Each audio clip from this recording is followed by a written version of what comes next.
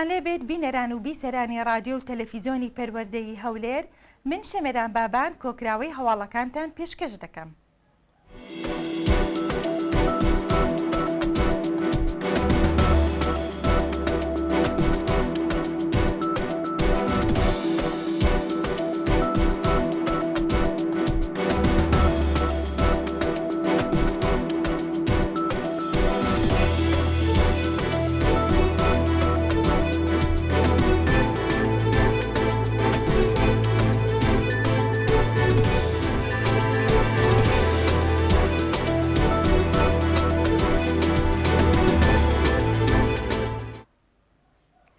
ڕۆژی چوارشەممە ڕێکەوتی 19/4/2023 بە مەبەستی لە نزیکەوە ئاگاداربوون لە چۆنیەتی بەڕێوەچوونی کارەکان، ئالان هەما سەعید ساڵح وەزیری پەروەردە بە ئامادەبوونی پارێزگاری هەولێر و بەڕێوەبەری جێبەجێکاری گروپی کۆمپانیەکانی قەیوان و چەندین بەرپرسی دیکەی کارگێڕی پرۆژەی دروستکردنی قوتابخانەی هەژدەپۆلی گوندی کۆری لە هەولێر بەسەرکرایەوە و دەستخۆشی لە ستافی سەرپەرشتیار و کرێکاران و ئەندازیارانی پرۆژەکە کرا بۆ خێرابەڕێوەچوونی کارەکان.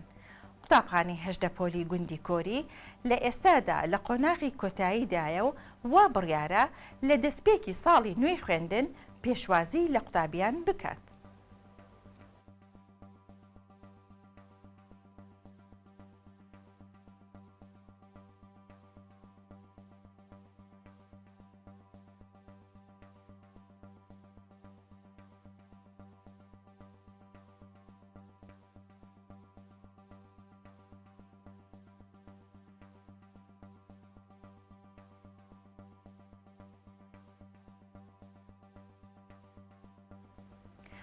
ڕۆژی چوارشەممە ڕێکەوتی 26/4/2023 ئالان هەما سەعید ساڵح وەزیری پەروەردە بە ئامادەبوونی ڕاوێژکاران لە وەزارەت پێشوازی لە فتوشی ماتسومۆ باڵیۆزی ژاپۆن لە عێراق و بەڕێوەبەری ڕێکخراوی ئایڤیوای و شاندی یاوەری کرد. لە دیدارێکدا باسییان لە هەماهەنگی نێوان وەزارەتی پەروەردە و باڵیۆزخانەی ژاپۆن لە عێراق و هەرێمی کوردستان. ڕۆژی پێنجشەممە ڕێکەوتی 4/5/2023 ئالان هەما سەعید ساڵح وەزیری پەروەردە بە یاوەری ژمارەیەک ڕاوێژکار و بەڕێوەبەری مەشق و ڕاهێنان سەردانی بەڕێوەبەراتی مەشق و ڕاهێنانی هەولێری کرد. وەزیری پەروەردە لەسەر پلانی وەزارەت و گرنگیدان بە ڕاهێنانی پەروەردەی بۆ مامۆستایان لەگەڵ بەڕێوەبەر و ژمارەیەک ڕاهێنەر کۆبووەوە و میکانیزمەکانی ڕاهێنان لە وەرزی پشودانی مامۆستایان تاوتوێ کرا. ڕۆژی پێنجشەممە 4/5/2023 ئالان هەما سەعید ساڵح وەزیری پەروەردە پێشوازی کرد لە سکۆت ماکدۆناڵد سەرۆکی جێبەجێکاری ئەنجومەنی بەریتانیا و بەڕێوەبەری هەرێمی ئەنجومەنی ڕۆشنبیری بەریتانیا. لە کۆبوونەوەکەدا یاداشتی لێکتێگەیشتنی هاوبەشی نێوان وەزارەتی پەروەردە و ڕێکخراوی بریتیش کاونسڵ واژۆکرا بۆ بەرزکردنەوەی ئاسی فێرکردنی زمانی ئینگلیزی بۆ مامۆستایانی پسپۆری زمانی ئینگلیزی لە ماوەی 3 ساڵ. بە ئامادەبوونی ئالان هەما سەعید ساڵح وەزیری پەروەردە و فتوشی ماتسۆمۆ باڵیۆزی ژاپۆن لە عێراق قوتابخانەیەکی 12 پۆلی لە گەڕەکی ئۆزالسی لە هەولێر کرایەوە. لە میانی کردنەوەی قوتابخانەکەدا وەزیری پەروەردە ئاماژەی بەوە کرد حکوومەتی هەرێمی کوردستان گرنگیەکی تەواو دەدات بە خوێندنی پێکهاتەکان، بە تایبەت لە دوای ئاوارەبوونی ژمارەیەکی بەرچاو لە هاوڵاتیانی باشوور و ناوەڕاستی عێراق.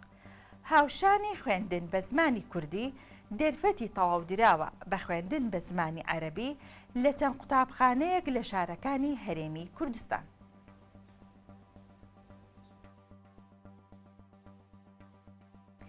ئالان هەما سەعید ساڵح وەزیری پەروەردە بەشداری کرد لە یەکەمین کۆنفرانسی نێودەوڵەتی زانستی جینۆسایدی کوردانی فەیلی.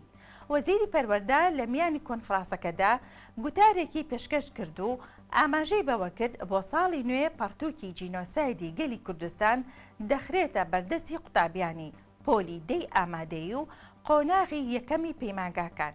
وەزیری پەروەردە ئاماژەی بەوەش کرد وەزارەتمان گرنگیەکی تەواو دەدات بە مێژوو بۆ نەنەتەوەی و نیشتیمانیەکان پاشان لەلایەن لیژنەی باڵای کۆنفڕانس خەڵاتی ڕێزلێنان بەخشرایە بەڕێز ئالان حەما سەعید ساڵح وەزیری پەروەردەی حکوومەتی هەرێمی کوردستان.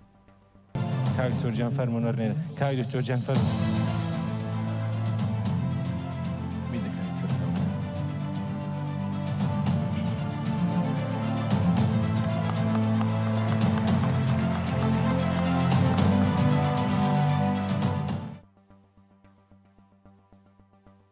ڕۆژی پێنجشەممە 27/4/2023 مامۆستا لوقمان سەعید سەدیق بەڕێوەبەری گشتی پەروەردەی هەولێر لە بەرامبەر لێهاتی و توانە جەستەییەکانی لە بواری ئەسپ سواری پێشوازی لە قوتابی لەنیا فاخر کرد و خەڵاتی ڕێزلێنانی بەڕێوەبەرایەتی گشتی پەروەردەی هەولێری پێبەخشی. هانیشیدا هاوشانی گرنگیدان بە حەز و خولیای ئەسپ سواری کە لەلایەن خانەوادەکەیەوە پشگیری دەکرێت بە هەمان شێوە پێویستە لە نیافاخر ببێتە قوتابیەکی سەرمەشق بۆ پۆلەکەی و قوتابخانەکەی. بەڕێوەبەری گشتی لە چۆنێتی بەڕێوەچوونی ئیش و کارەکانی بەشەکانی پەروەردەی کۆڵیەوە ڕۆژی پێنجشەممە 27/4/2023 مامۆستا لوقمان سەعید سەدیق بەڕێوەبەری گشتی پەروەردەی هەولێر لەگەڵ بەڕێوەبەر و بەرپرسی بەشەکان کۆبووەوە. لە سەرەتای کۆبوونەوەکە بەڕێوەبەری گشتی باسی لە چۆنێتی بەڕێوەچوونی ئیش و کارەکان کرد و جەختیشی لە ڕاپەڕاندنی مامەڵەی هاوڵاتیان بەڕێک و پێکی کردەوە.